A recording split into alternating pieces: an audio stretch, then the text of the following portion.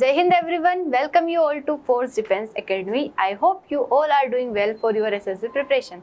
Today in this video, I'll be discussing about foreign direct investment. देखिए foreign direct investment जानने से पहले हम समझते हैं फॉरेन इन्वेस्टमेंट क्या होता है। फॉरेन इन्वेस्टमेंट मतलब किसी एक देश का दूसरे देश में इन्वेस्टमेंट होना।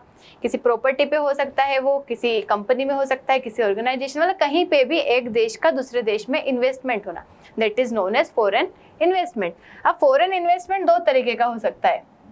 देखिए फॉरेन इन्वेस्टमेंट दो तरीके का हो सकता है, एक होता है FDI एंड एक होता है FPI, foreign direct investment and foreign portfolio investment. अब देखो इन दोनों में क्या अंतर है। अगर किसी जगह पे किसी भी चीज में आपका शेयर अगर लेस देन 10% है तो वो होता है फॉरेन पोर्टफोलियो इन्वेस्टमेंट। अगर शेयर मोर देन 10% है तो वो क्या हो जाता है foreign direct investment. Foreign portfolio investment ये किसी भी फिजिकल एसेट में नहीं होता है, और FDI जो होता है किसी भी फिजिकल एसेट में आप इन्वेस्ट कर सकते हैं, मतलब दूसरे देश में जाके प्रॉपर्टी पे, कंपनी में, कहीं पे भी इन्वेस्ट कर सकते हैं। लेकिन जो FPI होगा वो काई में होगा, जैसे ऑनलाइन ट्रेडिंग होती है, शेयर्स खरीदना, सिक्योरिटीज खरीदना, इस तरीके का जो शेयर खरीदना होता है, इन्वेस्टमेंट करना होता है, जो मार्केटिंग होती है, जो ट्रेडिंग करते हैं लोग, वो क्या होता है फॉरेन पोर्टफोलियो होता है। तो ये दोनों में बेसिक डिफरेंस होता है, दोनों होते तो फॉरेन इन्वेस्टमेंट ही है। तो फॉरेन डायरेक्ट इन्वेस्टमेंट मतलब इन्वेस्टमेंट किसी कंपनी, इंडिविजुअल का एक कंट्री से दूसरी कंट्री में होना, उसको हम बोलते हैं फॉरेन डायरेक्ट इन्वेस्टमेंट। ठीक है, बस यही था। और फॉरेन पोर्टफोलियो इन्वेस्टमेंट से थोड़ा अलग होता है, और ये क्या होता है लॉन्ग टर्म के लिए होता है। क्या होता है लंबे समय के लिए होता है। अब देखिए FDI के फैक्टर्स, मतलब ऐसी क्या चीज़ है। देखो मेरा ऐसा मन होगा कि मैं इन्वेस्ट कर दूं दूसरे देश में जाके, क्यों करूंगी? ऐसा तो है नहीं कि मतलब कुछ तो फायदा होगा मेरा कि मैं किसी देश में अगर इन्वेस्ट करना चाह रही हूँ, किसी जगह पे इन्वेस्ट करने की कोशिश कर रही हूँ, तो वहाँ पे मेरा कुछ ना कुछ फायदा होगा। तो किन चीज़ों को देख के कोई पर्सन, कोई कंपनी, कोई इंडिविजुअल या कोई देश इन्वेस्ट करता है दूसरी जगह पे? किन चीज़ों को देखता है? पहला क्या है, market size and growth potential. देखिए ऐसी कंट्री जिसकी मार्केट साइज अच्छी है, मतलब वहाँ पे मार्केट अवेलेबल है, ग्रोइंग इकोनॉमी है, लोग पसंद करेंगे। अगर कोई जैसे कोई कंपनी किसी कंपनी ने किसी जगह पे इन्वेस्टमेंट किया, वहाँ पे अपनी कंपनी बनाई, कंपनी कोई सा भी अगर प्रोडक्ट बना रही है, कुछ भी कर रही है, तो उससे लगना चाहिए कि यहाँ पे मार्केट अवेलेबल है, जो लोग क्या करेंगे मेरे सामान को खरीदेंगे। तो इसलिए क्या करेगी कोई भी कंपनी, वहाँ पे इन्वेस्ट करना पसंद करेगी। मतलब countries with large and growing market, मतलब ऐसी कंट्री जहाँ पे लार्ज या ग्रोइंग मार्केट है, वही क्या करते हैं FDI को ज़्यादा से ज़्यादा अट्रैक्ट करते हैं, ताकि उनको क्या है उनके जो मतलब और अपॉर्चुनिटीज आगे बढ़ाने का, एक्सपांड करने का उनको मौका मिलता है। उसका पॉलिटिकल स्टेबिलिटी, देखिए किसी भी देश में जहाँ पे स्टेबिलिटी रहेगी वहीं पे कोई इन्वेस्ट करना पसंद करेगा। जैसे ऐसा देश हो गया जहाँ पे पॉलिटिकली स्टेबिलिटी नहीं है, मतलब आज कोई गवर्नमेंट है, थोड़े दिन बाद फिर हट गई गवर्नमेंट, कोई मिलिट्री coup हो गया तो गवर्नमेंट को हटा दिया गया, मतलब ऐसी अगर सिचुएशन चल रही है तो वहाँ पे कोई भी कंपनी या कोई भी देश इन्वेस्ट करना पसंद नहीं करता है। क्यों? क्योंकि देखिए कोई इन्वेस्टमेंट की कई सारी पॉलिसीज होती है, लॉज होते हैं, रेगुलेशंस होते हैं। तो अगर एक गवर्नमेंट है तो वो उनके अकॉर्डिंग बनाएगी। प्रॉपर्टी रिलेटेड राइट्स हो गए, टैक्स रिलेटेड कई सारे लॉ हो गए, डिफरेंट लॉ हो गए। तो एक गवर्नमेंट है उन्होंने बनाया, फिर दूसरी गवर्नमेंट आ गई उन्होंने चेंज कर दिए। तो इससे क्या होता है काफ़ी सारे प्रॉब्लम्स क्रिएट होती है, कंसर्न्स क्रिएट होते हैं। तो अगर किसी देश में पॉलिटिकली स्टेबिलिटी है तभी कोई देश क्या करेगा, उस देश में जाके इन्वेस्ट करना पसंद करेगा। उसके बाद लीगल एंड रेगुलेटरी फ्रेमवर्क, मतलब अगर प्रॉपर क्या हो आपके पास, मतलब रिलेटेड टू इन्वेस्टमेंट, जैसे प्रॉपर्टी राइट्स हो गए, टैक्स से रिलेटेड लॉज हो गए, अगर ये प्रॉपर तरीके से बने हुए हैं किसी देश में तो वहाँ पे जाके कोई भी देश इन्वेस्ट करना पसंद करेगा। Property rights, tax incentives, transparent governance, ये सब इनकरेज करते हैं किसको, फॉरेन इन्वेस्टमेंट को। उसके अलावा इंफ्रास्ट्रक्चर, देखिए मानो कोई देश में मतलब कोई कंपनी है जो कि किसी देश में क्या करती है, अपनी बिल्डिंग बनाना चाहती है, इंडस्ट्री बनाना चाहती है। अब वो कब बनाएगी? अब ऐसा तो है नहीं कि वो डेवलप्ड एरिया नहीं है, वहाँ पे इंफ्रास्ट्रक्चर अवेलेबल नहीं है और बना देगी। किसी भी इंडस्ट्री को क्या क्या लगेगा, तो पावर लगेगी, कनेक्टिविटी लगेगी, इंफ्रास्ट्रक्चर मतलब इसके अलावा जो भी connectivity, road connectivity, railway connectivity, मतलब पूरा ट्रांसपोर्टेशन अच्छे से चाहिए, पावर कनेक्टिविटी, कम्युनिकेशन चाहिए। ये चीज़ें अवेलेबल रहेगी तभी कोई इंडस्ट्री वहाँ पे बनाना पसंद करेगा। तो वहाँ पे क्या होना चाहिए, इंफ्रास्ट्रक्चर अवेलेबल होना चाहिए, मतलब हाई क्वालिटी इंफ्रास्ट्रक्चर, जैसे कि ट्रांसपोर्टेशन, टेलीकम्युनिकेशन, एनर्जी, ये सब चीज़ें होगी तभी कोई वहाँ पे इन्वेस्ट करना पसंद करेगा। उसके बाद cost of labour and resources, मतलब रिसोर्सेज अवेलेबल होना, वाटर की अवेलेबिलिटी होना, अगर कोई इंडस्ट्री बना रहा है तो वहाँ पे अवेलेबल होना कि अगर वो वेस्ट मटेरियल निकलता है उसको डंप कहाँ पे करना है, उसकी अवेलेबिलिटी होना। इसके अलावा लेबर जो है स्किल्ड वर्कफोर्स होना और लो वेजेस पे कोई वर्कर काम कर ले ऐसी जगह। जैसे अगर स्किल्ड लोग है, मतलब वर्कफोर्स क्या है, स्किल्ड है, मतलब कुछ उनमें है टैलेंट कि वहाँ पे उनकी इंडस्ट्री में काम कर सकते हैं, तो कोई इंडस्ट्री बनाएगा ताकि उनको क्या मिल सके, लोग मिल सके काम करने वाले, और लोअर वेजेस पे वो काम कर सके। देखो skilled workforce and affordable labour अगर होते हैं तो वहाँ पे कोई कंट्री क्या करती है, इन्वेस्ट करना पसंद करती है।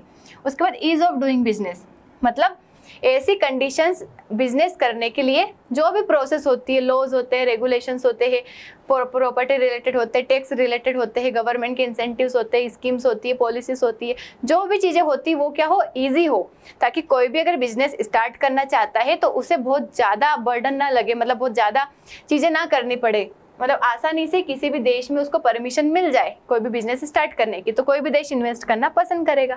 तो ये कुछ हमने फैक्टर्स देखे जिनकी वजह से क्या करता है, कोई भी देश किसी देश में जाके इन्वेस्टमेंट करता है। अब देखेंगे हम कोई किसी भी देश में अगर इन्वेस्टमेंट होता है, मतलब एफडीआई का क्या होता है, अगर किसी देश में एफडीआई होता है तो उसका क्या क्या सिग्निफिकेंस है, मतलब उससे क्या फायदा हो सकता है। तो first one is economic growth. Automatically देखिए क्या होगा कि अगर कोई इंडस्ट्री या कंपनी हमारे देश में बनी तो वहाँ के जो लोग हैं उनको क्या मिलेगा, एम्प्लॉयमेंट मिलेगा, मतलब जो अनएम्प्लॉयमेंट वाली कंडीशन थी वो खत्म होगी, लोगों को नौकरियाँ मिलेगी, उनके जॉब लॉस वाली सिचुएशन खत्म होगी, उनका लिविंग स्टैंडर्ड बढ़ेगा धीरे धीरे। तो इकोनॉमी क्या होगी, जो लोग पैसा कमा रहे हैं उनका पैसा कहाँ जाएगा, ओवरऑल हमारी इकोनॉमी में कंट्रीब्यूट करेगा, तो हमारे देश की इकोनॉमी ग्रो करेगी। उसका इंफ्रास्ट्रक्चर डेवलपमेंट, देखो समटाइम्स जरूरी नहीं कि इंफ्रास्ट्रक्चर अवेलेबल बहुत सारा हो तभी कोई इंडस्ट्री बनेगी, समटाइम्स इंडस्ट्री बनने के बाद भी जो चीज़ें अवेलेबल नहीं थी वो बनवा दी जाएगी। मतलब कहीं पे एफडीआई होता है तो automatically that area would develop itself, मतलब वो क्या कर लेगा, एरिया अपने आप को मतलब डेवलप करने का स्टार्ट कर देगा कि हाँ, जैसे कि अगर मतलब बहुत सारी जगह, जैसे कोई जगह पे बहुत बड़ा सा मॉल बन गया तो धीरे धीरे वहाँ पे क्या हो जाएगा, रोड बनना स्टार्ट हो जाएगा, कंस्ट्रक्शन बड़े बड़े हाईवे बनना स्टार्ट हो जाएंगे।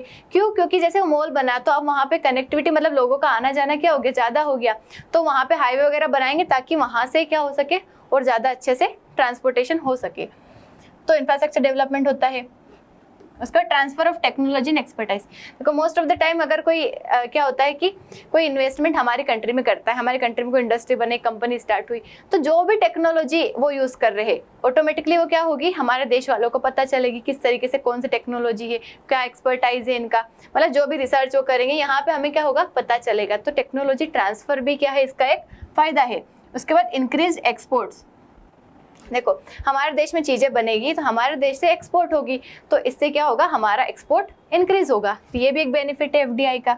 And then job creation, automatically FDI would increase the job of the people of that area, मतलब उस एरिया के लोगों की जॉब ऑटोमेटिकली इंक्रीज हो जाएगी। एंड देन टैक्स रेवेन्यू, जो कॉर्पोरेट टैक्स हम लेते हैं किसी भी कंपनी से, तो टैक्स में कंट्रीब्यूट करेगा तो automatically it will contribute in our economy. ठीक है, अब इसके अगर क्रिटिसिजम्स देखें, देखो हमने फायदे तो देख लिए एफडीआई के, लेकिन what are the criticisms of FDI. Sometimes क्या होता है कि अगर कोई कंपनी हमारे यहाँ आई तो वो क्या कर लेती है, हमारे मार्केट को डोमिनेट कर लेती है। फॉर एग्जाम्पल जस्ट कंसिडर कि अभी हमारे देश में कोई स्टार्टअप खुला है, मतलब कोई किसी ने बॉडी लोशन बनाने की कंपनी स्टार्ट की, ठीक है, अभी ग्रो ही कर रही थी, लेकिन वहीं पे बाहर से कोई एफडीआई मतलब कोई बड़ी इंडस्ट्री आती है जो ऑलरेडी ब्रांड फेमस है, सब जगह पॉपुलर है, वो ब्रांड वाले हमारे यहाँ क्या कर देते, एफडीआई करते, मतलब हमारे यहाँ वो इंडस्ट्री बना लेते हैं और उस प्रोडक्ट को मार्केट में भेजने लगते हैं। तो मोस्ट ऑफ द पीपल किसको प्रीफर करेंगे, जो ऑलरेडी ब्रांड वाला प्रोडक्ट है, जो कंपनी बाहर से आई है। तो जो हमारे यहाँ जो बन रहा था कंपनी, या फिर बन रही थी, उभर रही थी, वो क्या हो जाएगी, दब जाएगी, तो मार्केट डोमिनेशन हो जाता है, मतलब हमारे यहाँ का लोकल मार्केट जो है वो क्या हो जाता है, खत्म हो जाता है। Small and medium size enterprises जो है इनको कोई बढ़ावा नहीं देता है, क्योंकि ये क्या कर लेते हैं, एक तरीके से डोमिनेट कर लेते हैं हमारे मार्केट को। And then profit repatriation, automatically किसी भी कंपनी का इवेंचुअल काम क्या रहता है, प्रॉफिट मेकिंग। कंपनी होती ही क्या है, जो कि क्या करती है, प्रॉफिट कमाती है, उनको वेलफेयर से कोई मतलब नहीं है, तो जो भी प्रॉफिट हमारे देश में कमाएंगे they will repatriate to their own nation. कहाँ पहुँचाएंगे उस प्रॉफिट को, उनके देश में पहुँचाएंगे। तो उससे क्या होगा, हमारे नेशन का तो एक तरीके से लॉन्ग टर्म पे क्या है, नुकसान ही है। उसका एक्सप्लॉयटेशन ऑफ रिसोर्सेज, मतलब क्रिटिक्स आर्ग्यू करते हैं कि फॉरेन इन्वेस्टर्स जो भी आते हैं हमारे यहाँ के लोकल रिसोर्सेज को, लेबर को, मार्केट को प्रॉफिट के लिए क्या कर देते हैं, एक तरीके से एक्सप्लॉइट करते हैं और बहुत छोटा सा मतलब कम अमाउंट में हमारे यहाँ का बेनिफिट छोड़ के जाते हैं, बाकी ओवरऑल प्रॉफिट अपने देश में लेके चले जाते हैं। देन रीजनल इम्बैलेंस, देखो एफडीआई किस जगह पे होगा, मतलब कोई भी कंट्री मतलब कोई भी पर्सन कहाँ इन्वेस्ट करेगा, जो एरिया ऑलरेडी क्या है, डेवलप्ड है, जहाँ पे डेवलपमेंट की रिक्वायरमेंट है, जो अंडर डेवलप्ड है, जो डेवलपिंग है, वहाँ पे कोई भी इन्वेस्ट करना पसंद नहीं करेगा। जस्ट कंसिडर कि हम इंदौर में रह रहे हैं, इंदौर है और एक दूसरा मतलब शहर है जो कि डेवलप्ड नहीं है, जहाँ पे डेवलपमेंट नहीं हुआ है, अर्बन मतलब थोड़ा रूरल एरियाज टाइप से मान लो, तो कोई भी कंपनी रूरल एरिया में मतलब इन्वेस्टमेंट करेगी, इंदौर में करेगी, ऑब्वियस बात है इंदौर में करेगी। क्यों? क्योंकि यहाँ पे डेवलपमेंट है ऑलरेडी, यहाँ पे उसको इंफ्रास्ट्रक्चर की अवेलेबिलिटी है, ट्रांसपोर्टेशन है, कम्युनिकेशन है, पावर की अवेलेबिलिटी है, एनर्जी अवेलेबिलिटी है, रिसोर्सेस अवेलेबल है और मार्केट अवेलेबल है, लोग अवेलेबल है जो वहाँ पे काम कर सके और जिनके पास वो अपना प्रोडक्ट को पहुँचा सके। तो जो एरिया ऑलरेडी डेवलप्ड है वो तो और ज़्यादा बढ़ जाएगा, लेकिन जो डेवलप्ड नहीं था उसका तो डेवलपमेंट नहीं हो पाएगा। तो ये एक तरीके से रीजनल में इम्बैलेंस क्रिएट करता है। उसके बाद इन्वायरमेंटल इम्पैक्ट, समटाइम्स ऐसी कंपनीज मतलब ऐसी इंडस्ट्रीज जो कि इन्वायरमेंट को हार्म करती है, जैसे कंस्ट्रक्शन हो गया, माइनिंग हो गया, ये एनर्जी से रिलेटेड कुछ हो गए, तो इन्वायरमेंट को क्या कर देते हैं, डिग्रेड कर देते हैं, ये इन्वायरमेंट को क्या कर देते हैं, खराब कर देते हैं। कई सारे पोल्यूशन फैलाना, वेस्ट मटेरियल जो इंडस्ट्री का निकलता है सब कहाँ जाएगा, हमारे इन्वायरमेंट में जाएगा। तो ये एक तरीके से क्या है, हमारे इन्वायरमेंट का नुकसान है। तो हमने देखा क्या मतलब एफडीआई होता क्या है, एफडीआई एफपीआई में अंतर क्या है, एफडीआई क्यों करते हैं, what are the factors of FDI, what is the significance of FDI and what are the criticisms of it. Now we will see कि कौन से सेक्टर से जहाँ पे एफडीआई प्रोहिबिटेड है।